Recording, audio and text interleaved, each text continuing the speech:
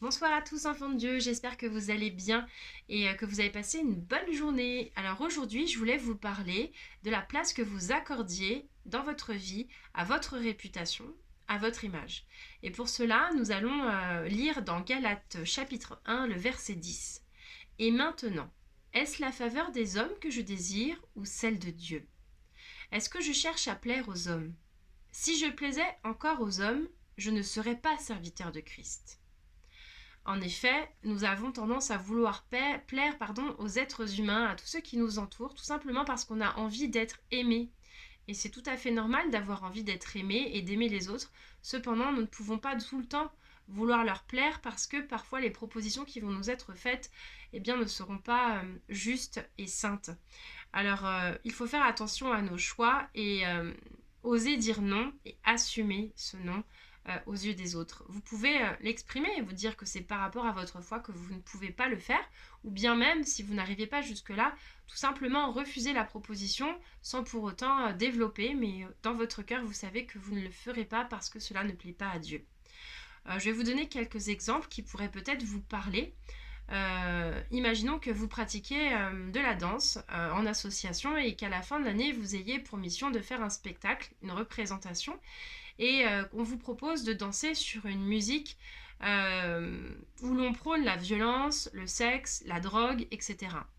Eh bien, en réalité, vous devriez, pour plaire à Dieu, refuser de danser sur ce genre de musique parce que ça incite à la violence, ça normalise les choses et, euh, et on est dans un monde qui est déjà très violent. Voilà pourquoi vous devriez dire non. Mais bien évidemment, ce n'est pas chose facile. Un deuxième exemple, vous êtes au resto avec des amis, avec des collègues, de la famille, peu importe, et arrive le moment de l'addition. Et lorsque vous avez le ticket entre les mains, vous constatez que les desserts n'ont pas été facturés, tout simplement parce qu'il s'agit d'un oubli. Alors, à votre table, tout le monde est super content parce que ça nous fait économiser une belle somme.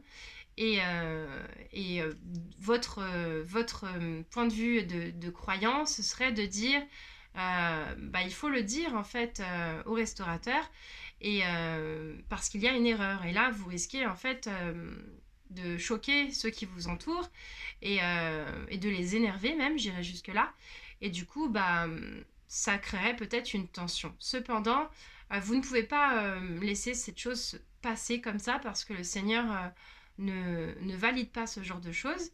Et pour calmer tout le monde, vous pourriez proposer de payer les desserts.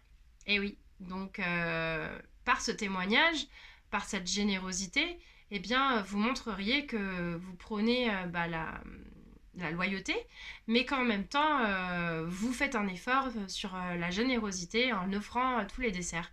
Et ce serait vraiment un témoignage puissant puisqu'il vous demanderait pourquoi vous agirez ainsi et vous pourrez leur dire que Dieu vous encourage à être honnête dans toutes les petites choses de la vie.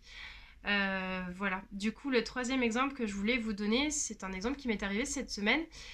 J'étais en voiture avec des amis et justement, nous devions aller au restaurant. Et à ce moment-là, eh bien, je cherchais une place de stationnement. Et c'était le soir et il n'y avait pas beaucoup de place. Et les amis en question avaient des cartes PMR qui en fait appartiennent à leurs enfants. Et une des personnes m'a donc proposé de me stationner sur une place handicapée puisque nous avions la carte qui pouvait justifier cela. Sauf que les enfants n'étaient pas avec nous à ce moment-là. J'ai donc refusé et en même temps dans ma tête je m'étais dit mais ah oui effectivement peut-être que nous pourrions prendre cette place puisque nous avons vraiment la carte, mais non, tout de suite après c'était je ne peux pas faire ça.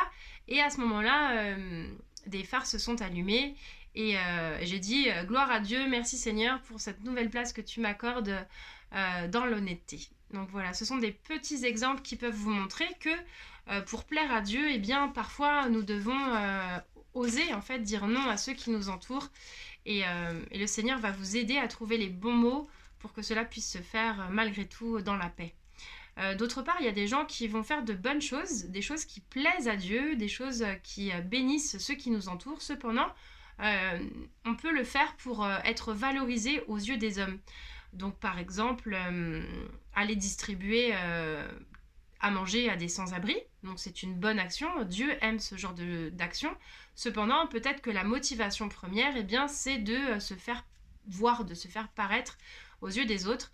Donc de se prendre en photo, de partager ça sur les réseaux sociaux. Si la motivation première, eh bien, c'est vraiment d'être vu des autres, eh bien, cette action ne plaira pas à Dieu malgré tout, même si au départ elle était pensée de façon positive.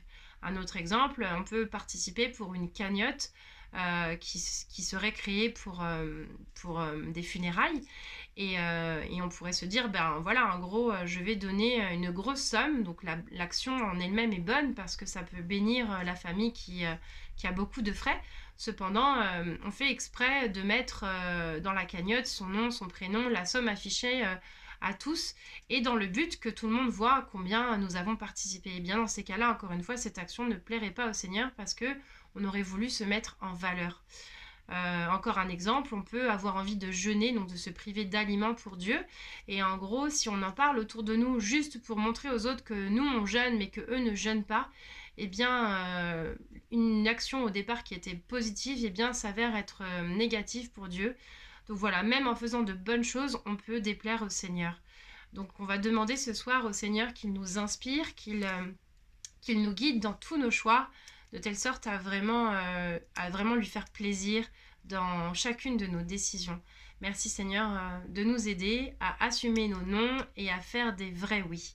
Amen. Soyez bénis et je vous aime. Bonne soirée.